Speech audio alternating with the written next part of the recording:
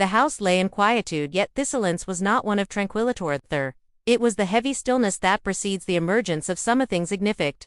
Claire sensed it. Before the footsteps reached her ears, a palpable change in the atmosphere. Her son Liam, typically brimming with cleverness and chatter, stepped into the room with a heaviness in his gaze that caused her heart to momentarily halt. Something loomed on the horizon. A truth he felt compelled to voice, yet she found herself uncertain, unprepared. For the weight of his words, Claire cradled a mug of coffee. Gains. Her chest failing, the comforting warmth seeped through her fingers. Sucmums were a rarity, tranquil. And in hurried her thoughts not yet drifting toward the ever-growing list of tasks ahead, she savored a lengthy sip, allowing her shoulders to relax. Slightly the atmosphere was serene, then the sound emerged, echoes of footsteps. Softy Marat sounds as if the speaker hesitated, uncertain of their desire. Tobe listens to she pivoted gently. The moment coinciding with Liam's entrance throw, the doorway, the dark hoodie draped effortlessly over his slender figure, his hands buried deep within the bocats, his hair tumbled in a chaotic array of curls as if he had forsaken Thepam after rising from slumber, if slumber had even graced him at all at 19. Liam possessed a quick wit, always prepared with a clever retort, his words twisting in unexpected ways, yet in this moment, his silence felt laden with significance.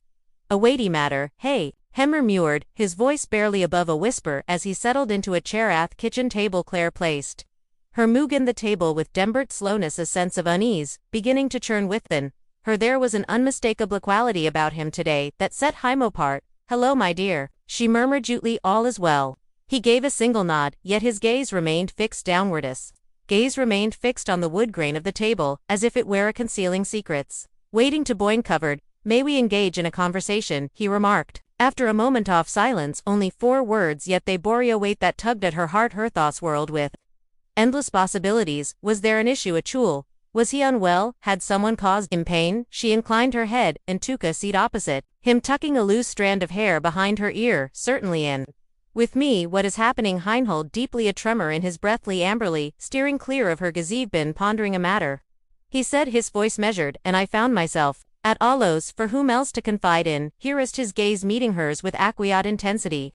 Truly observed what she beheld in that moment. Uncertainty, fear and trust constricted her throat. You've always been the one I could rely on. Hera marked, her heart shattered momentarily and to mend itself once more, and you still can. She replied softly, hep-housed, before continuing, there's this girl, she is known as Arya. Claire inclined her body ever so slightly, her hands poised eleganely upon the table. She's truly remarkable. Liam continued, and, despite a hint of color rising to his cheeks, he pressed on with his words, possesses both intelligence and kindness, amusing she perceives depths within people. I have a genuine fondness for her, however, I have yet to experience something truly genuine similar to Gravand. I fear that I might ruin it. Claire realized the breath she had been holding. It wasn't anything dreadful, at least nothing sort of dreadful she had been envisioning, yet the manner in which articulated his thoughts, the way he positioned himself opposite her as if the very earth beneath him wavered, illuminated the gravity of the situation. Raveling it was far from trivial. You went to do it right, he added, his voice barely above a whisper, yet I sense that everyone else has grasped the intricacies of this while I remain in throes of uncertainty, still attempting to decipher my own path. With a gentle motion, she extended her hand across the table, resting it at Tophus, offering a comforting squeeze. Thought spoke volumes, she remarked. There's no map, there exists no manual, your hearth has just been acquired. The manner in which you regard the individual you hold dear. His fingers gently curled Benethers, yet he remains silent for the moment. What if I find myself unprepared? At long last he posed the question, or even more troubling, what if I be Liam? I'm prepared, and then ism plea ruin everything. Then you learn, Claire remarked, heirs are part of Thedrony, yet you evolve, that is the way it operates. He fell silent for a moment, then spoke in a voice that trembled slightly. Can I ask you something personal? With a quirk of her brow she displayed a hint of intrigue. Certainly, if it feels strange, there's no need to respond. It's all right, proceed. He pauses for a moment, then hurriedly uttered his doubts, as though the words might become trapped within him if he didn't release them swiftly. What led you to that conclusion? Are you familiar with / at the moment it was meant to be to share that kind of connection with someone, the type that builds deep trust and mutual care? Claire paused, reflecting on the depth of the question, giving a thoughtful response. It fell short of her expectations, yet his gaze remained unwavering, sincere and probing as it met hers. His inquiry was devoid of any crudeness or disrespect. His intentions were not to cross any boundaries he sought to grasp. a matter-of significance, she inhaled, the recollection to linger in her mind before she began to articulate her thoughts. It was in that moment of security, she remarked, when I realized there was no pressure, it was a shared understanding. A reassurance that I could decline at any time, and, still beckerished and held in high regard. Liam nodded, slowly, as if her words were a key unlocking something deep within him. That Trisinitz, he whispered, I be Liam Ishel. Hold off for now, not for eternity bet, until I discern that the moment is right. Yet I find myself reluctant to remain in the dark when it unfolds. I aspire to execute it flawlessly. That's not being clueless, she said, her voice a gentle that demonstrates wisdom. He glanced upward once more, and in that moment the tightness in his shoulder shad relaxed ever so slightly, as if a part of him long confined had finally been granted the space to exhale. From that moment forward, an unspoken changes settled between them. Liam began returning home more frequently. After school he would arrive for dinner, staying a bit longer than necessary occasionally, assisting her with fetishes, or inquiring about her day without needing a prompt. It lacked any sense of drama, it was soft and soothing, genuine. He spoke at length about his classes, his aspirations, and Arya, her name was frequently mentioned. Now her loader, her passion for vintage records, her tendency to tap her foot while lost in thought as dusk settled, painting Desky in soft hues of violet. Claire found herself in the kitchen, the flicker of a candle's flame dancing to life when the sound of footsteps reached her ears. One summer Liam rested against the door, framing a faint smile playing at the edge of his lips. Do you have a moment to spare? Always, she declared. She accepted. He declared, we shall venture out on Friday. Her visage radiated with joy. That's wonderful, she remarked. Do you feel a sense of unease?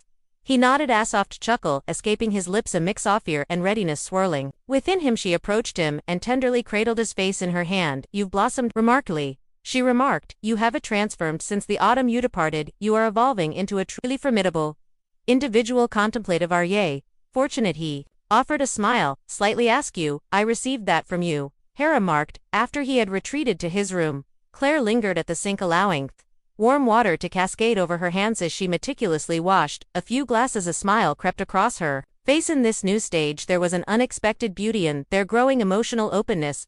As family here, they were two individuals striving to understand the depths of care, to pose sincere questions, and totally be present for one another. They sat quietly together on the porch, watching the stars in a peaceful silence. Only family can share. May I pacina their question to you? He uttered. Certainly. When that moment arrived, for you, the first genuine relationship, did you feel a sense of fear? She gazed at stars, recalling the flutter of nerves, the glimmer of hope, and all void spoken emotions that had eluded her in those days filled with dread.